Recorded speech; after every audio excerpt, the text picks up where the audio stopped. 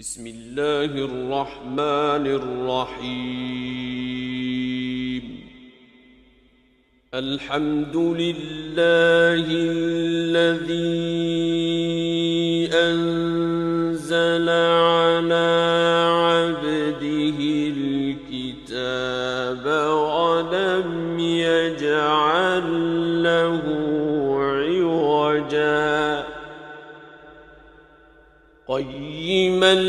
لينذر بأسا شديدا من لدنه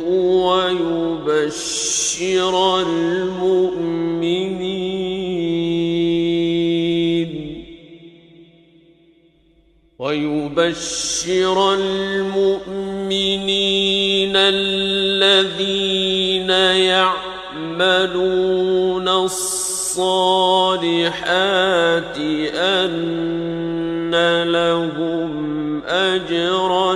حسنا ماكثين فيه أبدا وينذر الذين قالوا اتخذ الله ولدا ما لهم به من علم ولا لآبائهم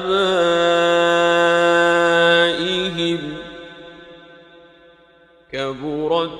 كلمة تخرج من أفواههم إن يقولون إلا كذبا فلعلك باخع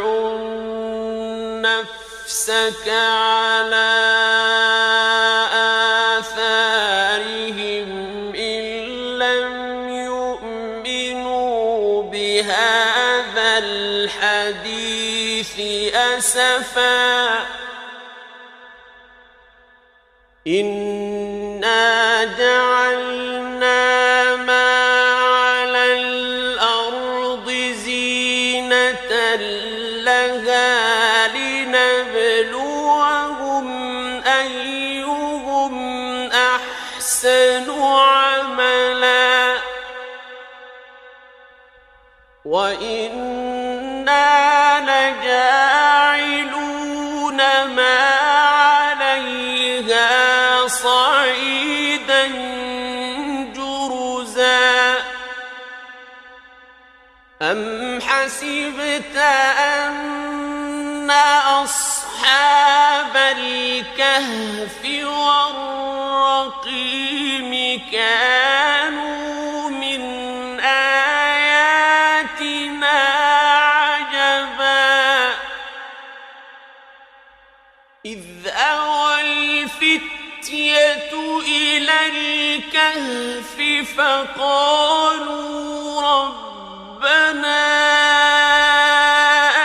آتنا من لدنك رحمة وهيئ لنا من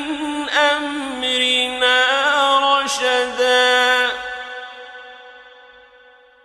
فضربنا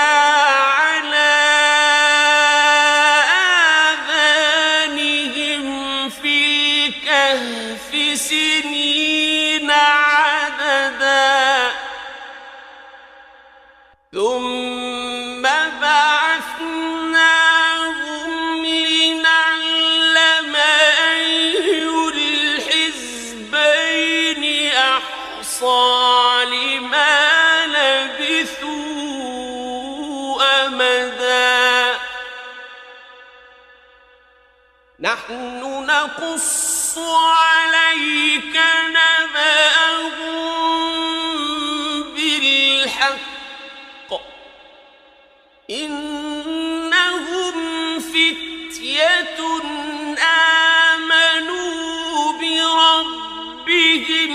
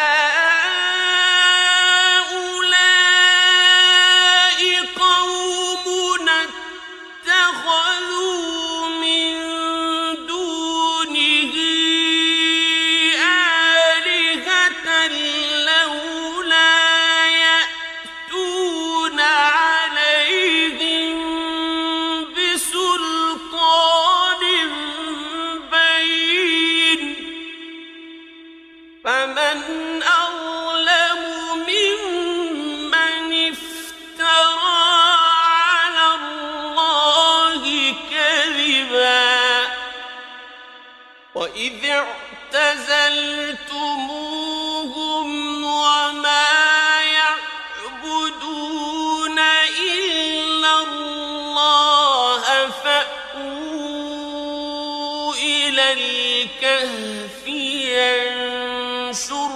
لكم ربكم من رحمته فأووا إلى الكهف ينشر لكم ربكم من رحمته ويهيئ لكم من أمركم مرفقا وترى الشمس إذا طلعت تزاور عن كهفهم ذات اليمين وإذا غربت تقرضهم ذات الشمال وهم في فجوة منه ذلك من آيات الله من يهد الله فهو المهتد ومن يضلل فلن تجد له وليا مرشدا وتحسبهم أيقاظا وهم رقود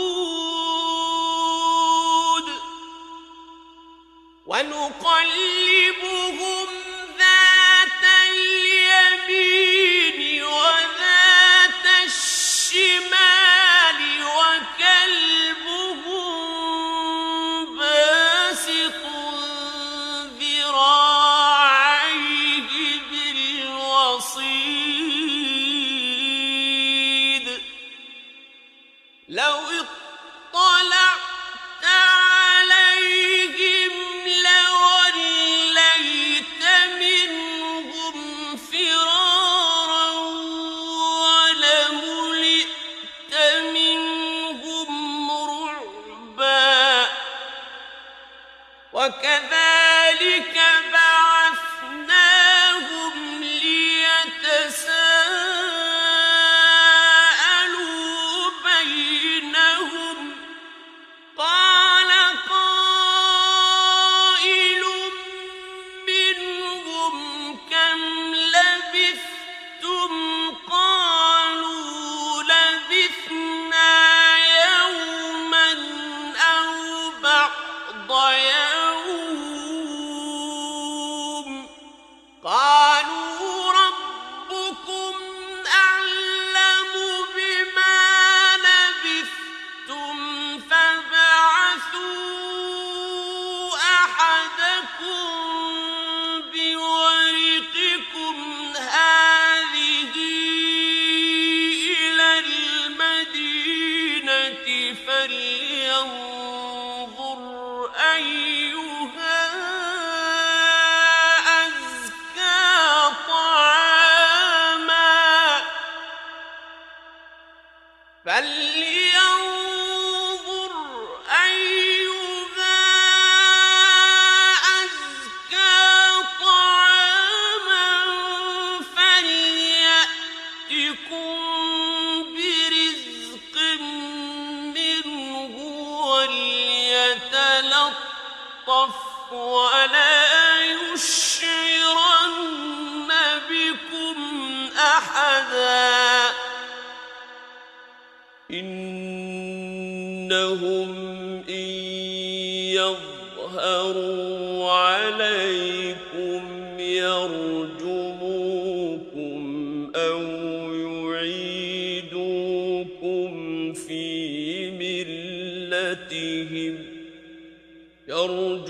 يرجموكم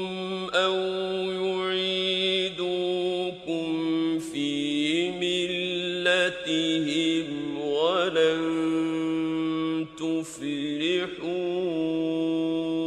إذا أبدا وكذلك أعثرنا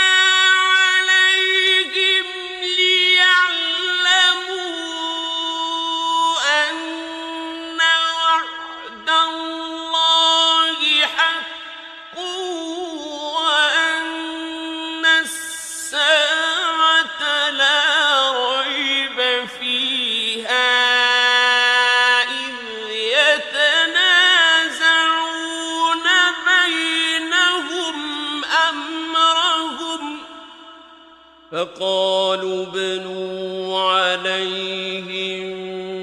بنيانا ربهم أعلم بهم قال الذين غلبوا على أمرهم لنتخذن عليهم مسجدا سيقولون ثلاثة رابعهم كلبهم ويقولون خمسة سادسهم كلبهم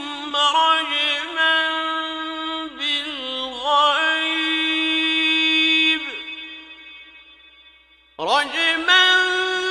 بالغيب ويقولون سبعة وثامنهم كلبهم قل ربي أعلم بعدتهم ما يعلمهم إلا قليل فلا تمار فيهم إلا مراء ظاهرا ولا تستفت فيهم منهم أحدا ولا تقولن لشيء إني فاعل ذلك غدا إلا أن يشاء الله واذكر ربك إذا نسيت وقل عسى أن يهديني ربي لأقرب من هذا رشدا ولبثوا في كهفهم 300 سنين وازدادوا 9 قل الله أعلم بما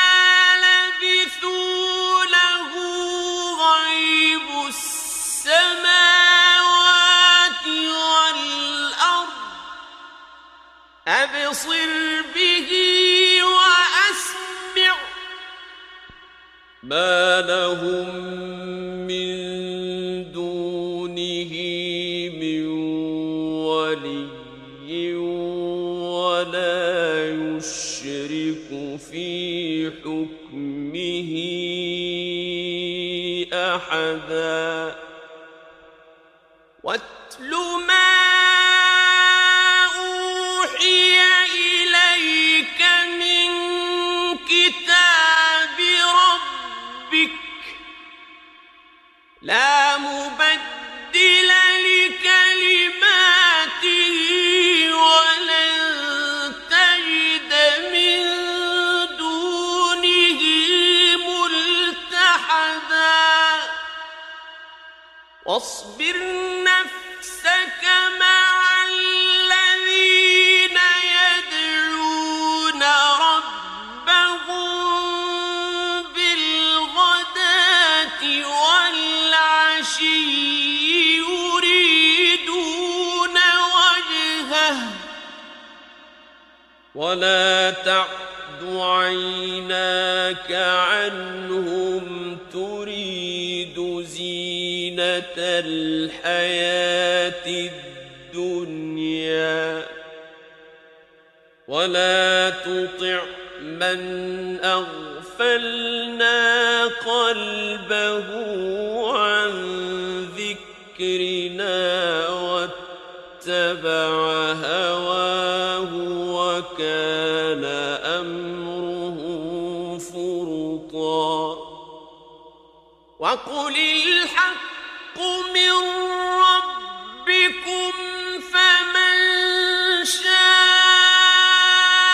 فليؤمن ومن شاء فليكفر إنا أعتدنا للظالمين نارا أحاط بهم سرادقها وإن يستغيثوا يغاثوا بماء كالمهل يشوي الوجوه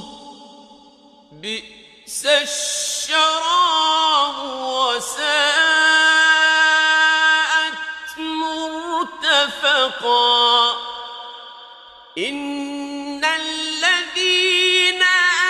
آمنوا وعملوا الصالحات إنا لا نضيع أجر من أحسن عملا أولئك لهم جنات عدن تجري من تحتهم الأنهار يحلون فيها من أساور من ذهب يحلون فيها من أساور من ذهب ويلبسون ثيابا خضرا من سندس واستبرق ويلبسون ثيابا خضرا من سندس واستبرق متكئين فيها على الأرائك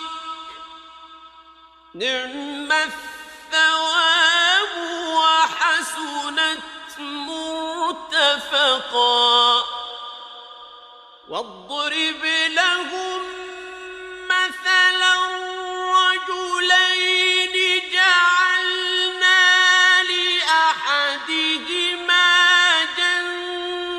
جنتين من أعناب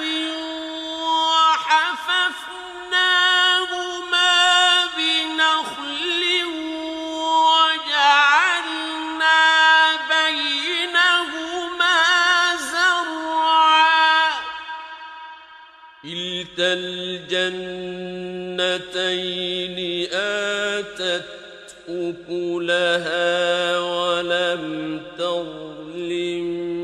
منه شيئا وفجرنا خلالهما نهرا وكان له ثمر فقال لصاحبه وهو يحاوره أنا أكثر منك مالا وأعز نفرا ودخل جنته وهو ظالم لنفسه قال ما أظن أن تبيد هذه.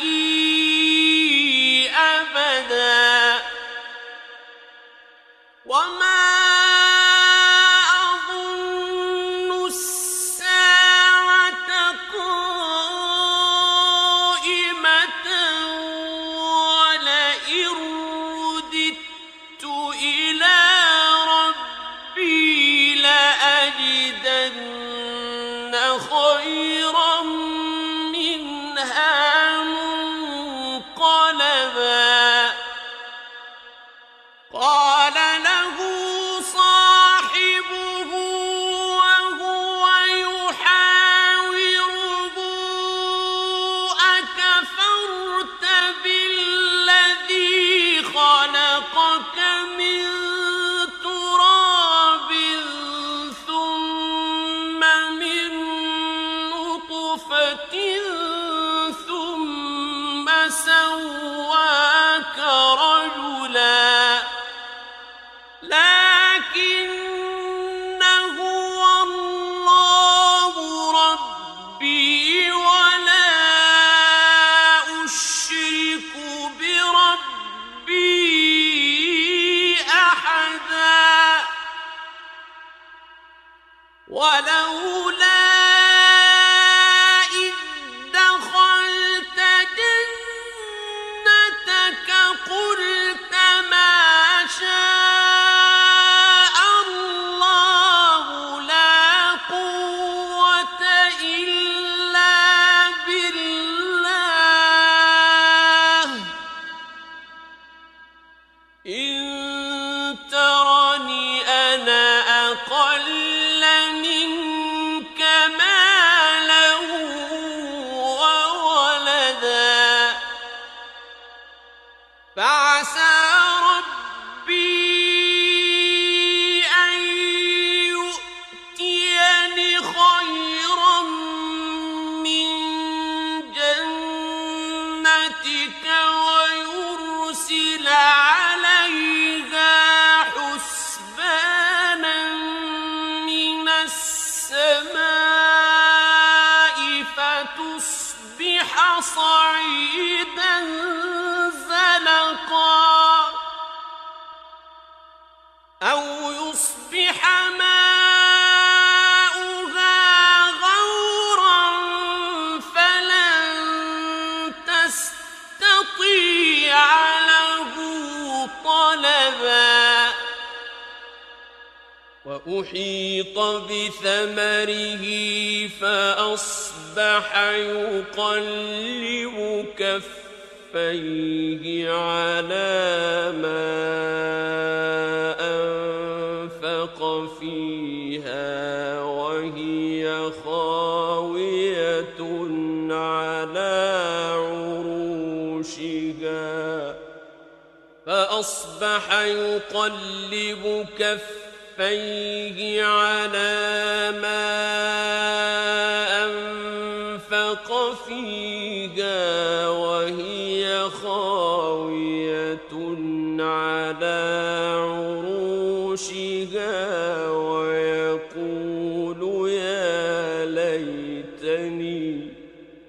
ويقول يا ليتني لم أشرك بربي أحدا ولم تكن له فئة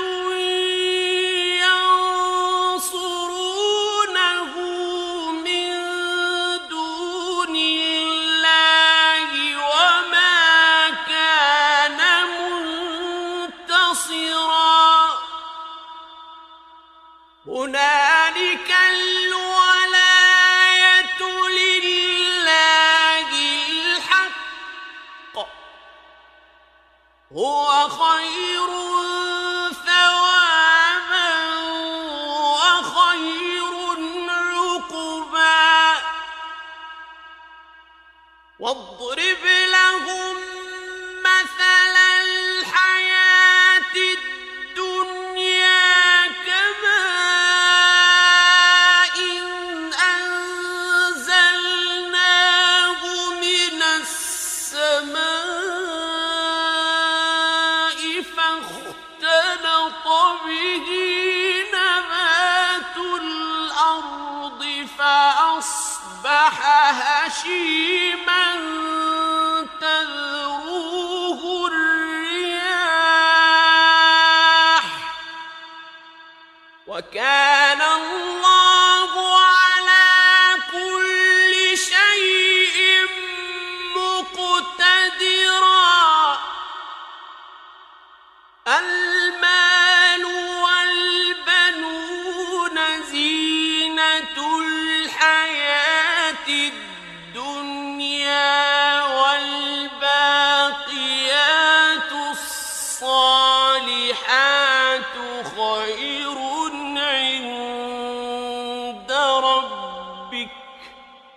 والباقيات الصالحات خير عند ربك ثوابا وخير أملا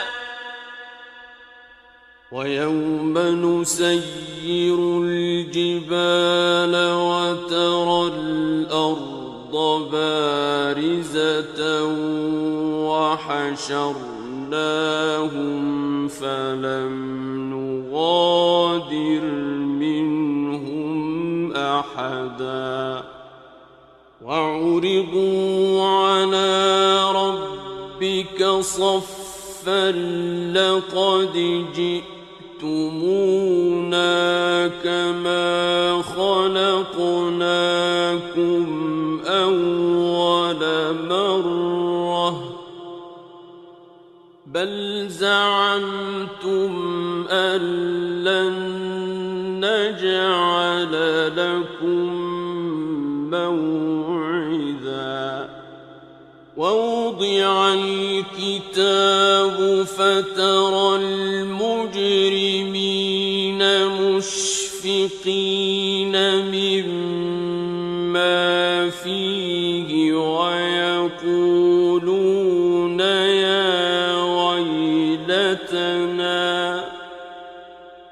ويقولون يا ويلتنا ما لهذا الكتاب لا يغادر صغيرة ولا كبيرة إلا أحصاها ووجدوا ما عملوا حاضرا ولا يظلم ربك أحدا وإذ قلنا للملائكة اسجدوا لآدم فسجدوا إلا إبليس كان من الجن ففسق عن أمر ربه أفتتخذونه وذريته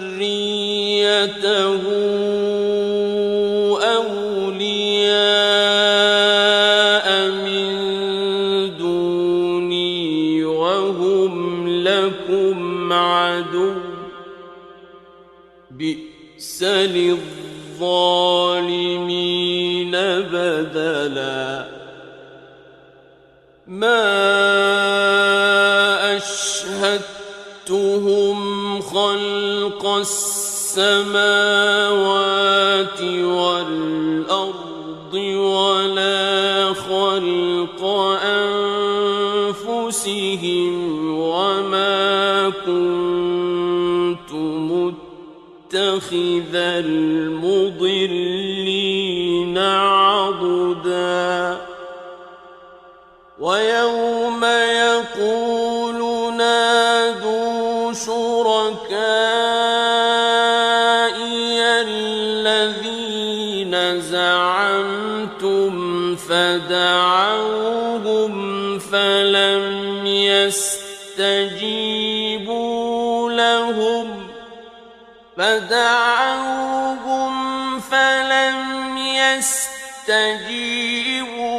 لهم وجعلنا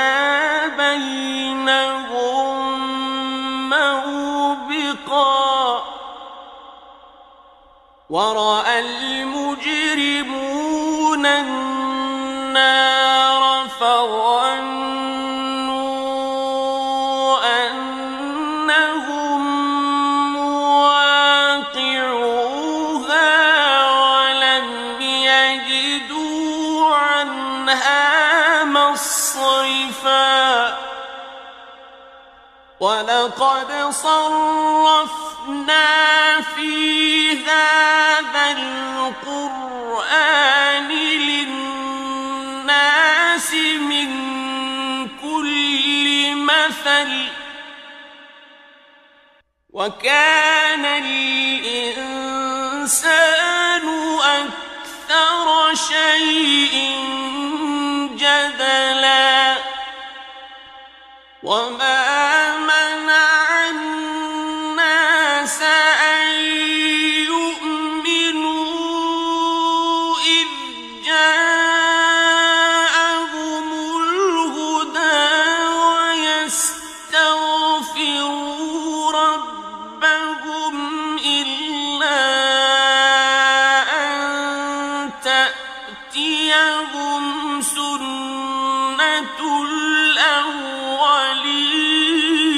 الأولين إلا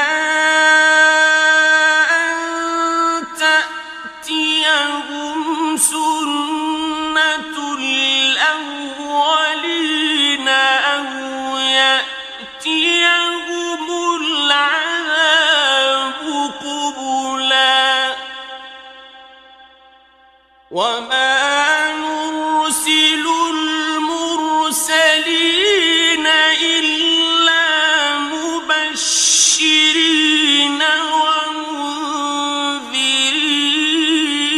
ومنذرين ويجادل الذين كفروا بالباطل ليدحضوا به الحق واتخذوا آياتي وما أنذروا هزوا ومن أظلم ممن ذكر بآيات ربه فأعرض عنها ونسي ما قدمت يداه إنا جعلنا على قلوبهم أكنة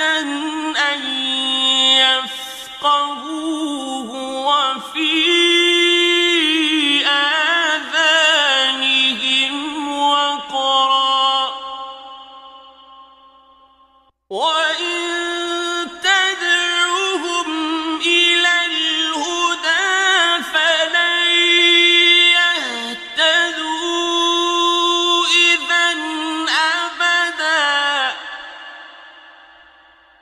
وربك الغفور ذو الرحمة لو يؤاخذهم بما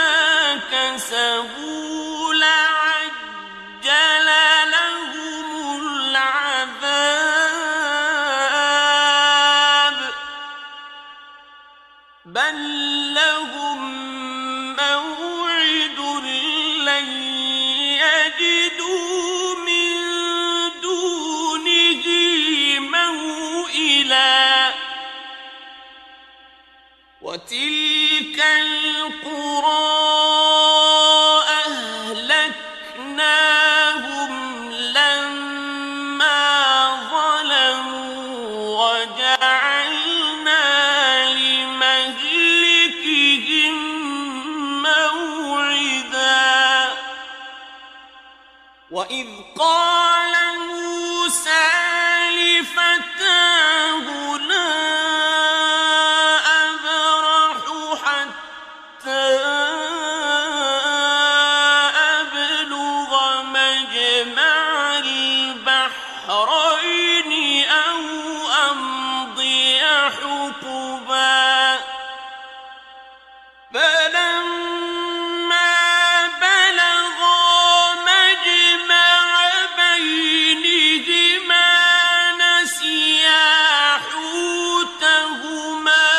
فاتخذ سبيله في البحر سربا فلما جاوزا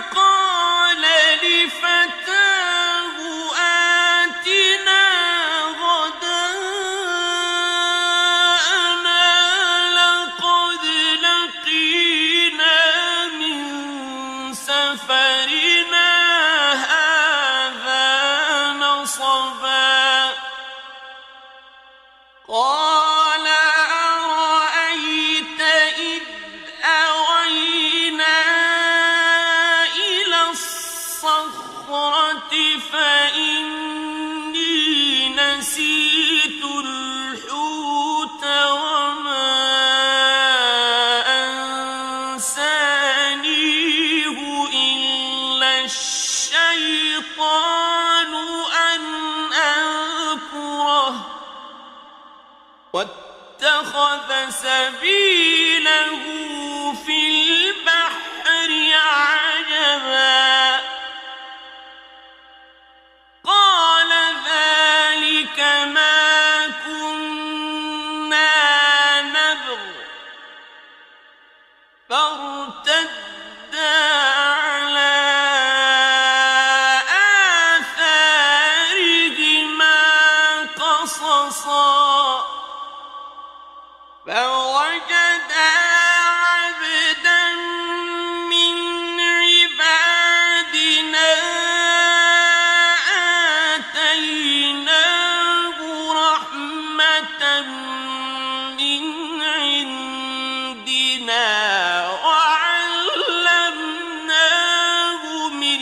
لدنا علما قال له موسى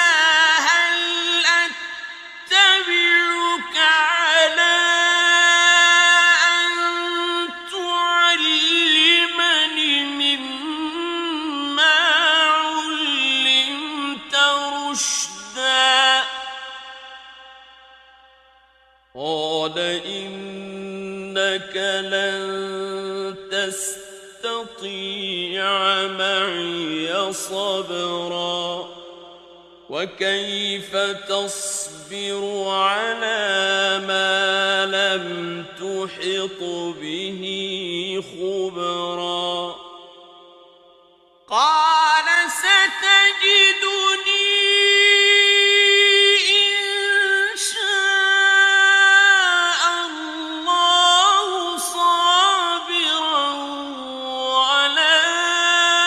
أعصي لك أمرا قال فإن اتبعتني فلا تسألني عن شيء حتى أحدث لك منه ذكرا فانطلقا حتى إذا ركبا في السفينة خرقها قال أخرقتها لتغرق أهلها لقد جئت شيئا إمرا قال ألم أقل إنك لن تستطيع معي صبرا قال لا تؤاخذني بما نسيت ولا ترهقني من أمري عسرا فانطلقا حتى إذا لقيا غلاما فقتله قال أقتلت نفسا زكية بغير نفس لقد جئت شيئا نكرا قال ألم أقل لك إنك لن تستطيع تستطيع معي صبرا قال إن سألتك عن شيء بعدها فلا تصاحبني قد بلغت من لدني عذرا فانطلقا حتى إذا أتيا أهل قرية استطعما أهلها فأبوا أن يضيفوهما فوجدا فيها جدارا يريد أن ينقض فأقامه قال لو شئت لاتخذت عليه أجرا قال هذا فراق بيني وبينك سأنبئك بتأويل ما لم تستطع عليه صبرا أما السفينة فكانت لمساكين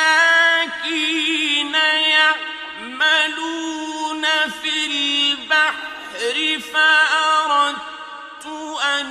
أعيبها وكان وراءهم ملك يأخذ كل سفينة غصبا وأما الغلام فكان أبواه مؤمنين فخشينا أن يرهقهما طغيانا وكفرا فأردنا أن يبدلهما ربهما خيرا منه زكاة وأقرب رحما وأما الجدار فكان لغلامين يتيمين في المدينة وكان تحته كنز لهما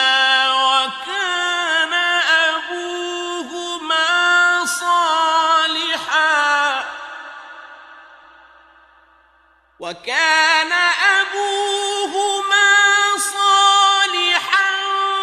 فأراد ربك أن يبلغا أشدهما ويستخرجا كنزهما رحمة من ربك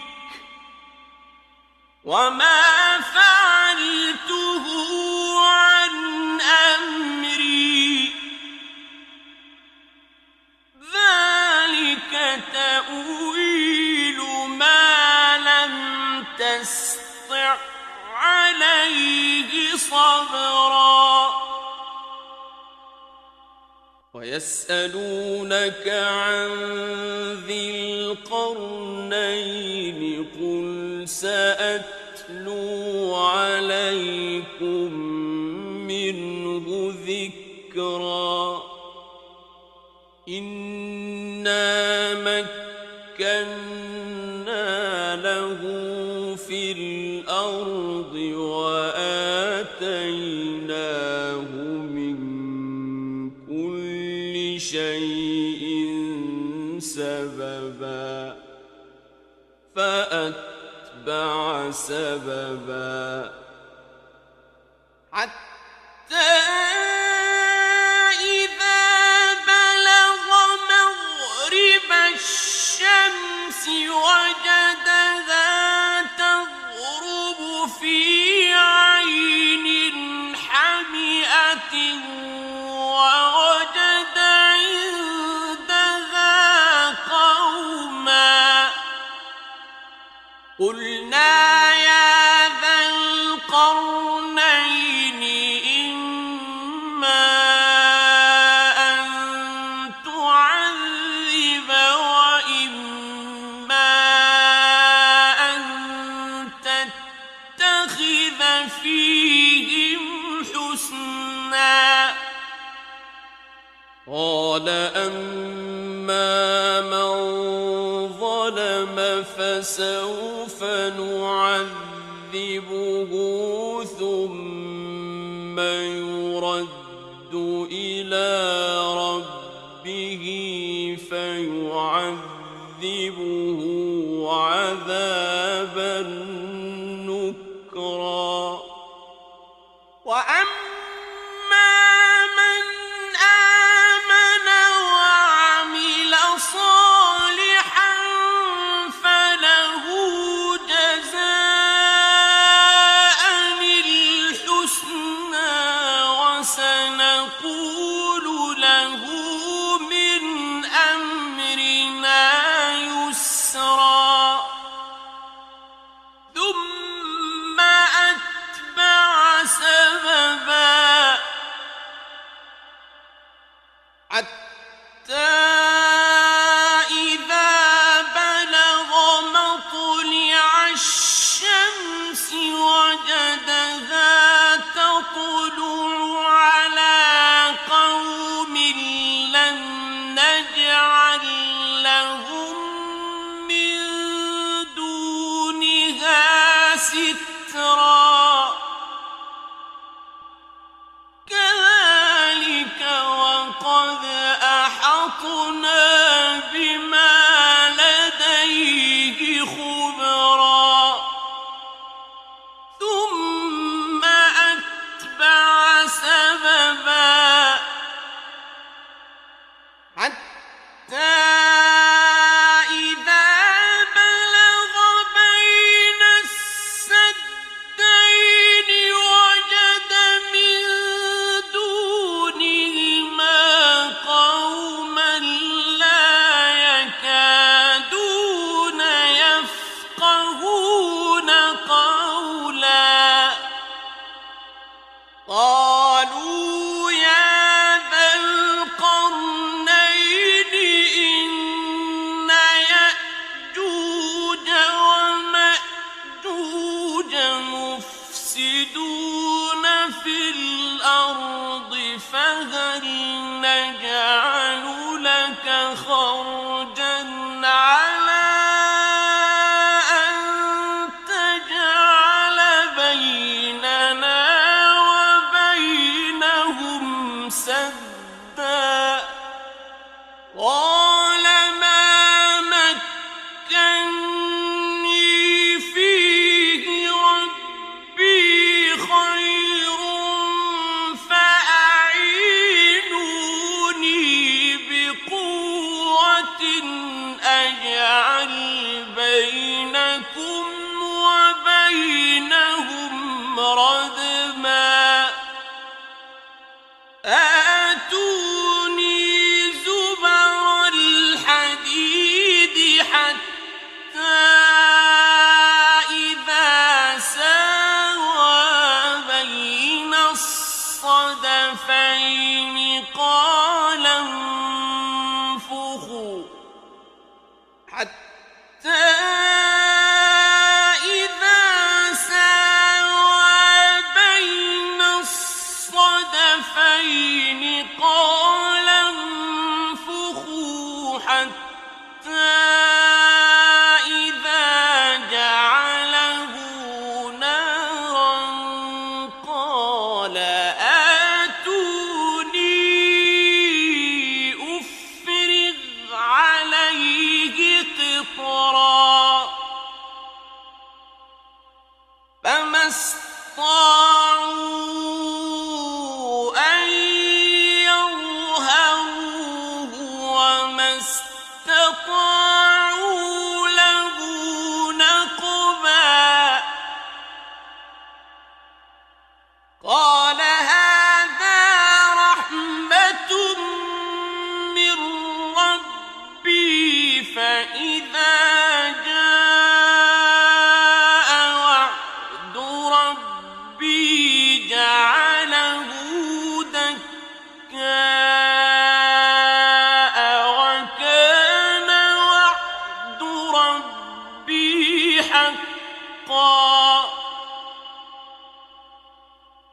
وتركنا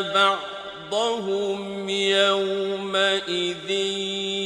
يموج في بعض ونفخ في الصور فجمعناهم جمعا وعرضنا جهنم يومئذ للكافرين عرضا الذين كانت أعينهم في غطاء عن ذكري وكانوا لا يستطيعون سمعا أفحسب الذين كفروا أن يتخذوا عبادي من دوني أولياء إنا أعتدنا جهنم للكافرين نزلا قل هل ننبئكم بالأخسرين أعمالا الذين ضل سعيهم في الحياة الدنيا وهم يحسبون أنهم يحسنون صنعا أولئك الذين كفروا بآيات ربهم ولقائه فحبطت أعمالهم فلا نقيم لهم يوم القيامة وزنا ذلك جزاؤهم جهنم بما كفروا واتخذوا آياتي ورسلي هزوا إن الذين آمنوا وعملوا الصالحات كانت لهم جنات الفردوس نزلا خالدين فيها لا يبغون عنها حولا قل لو كان البحر مدادا لكلمات ربي لنفد البحر قبل أن تنفد كلمات ربي لنفد البحر قبل أن تنفد كلمات ربي ولو جئنا بمثله مددا قل إنما أنا بشر مثلكم يوحى إلي أنما إلهكم إله واحد فمن كان يرجو لقاء ربه فليعمل عملا صالحا يشرك بعبادة ربه أحدا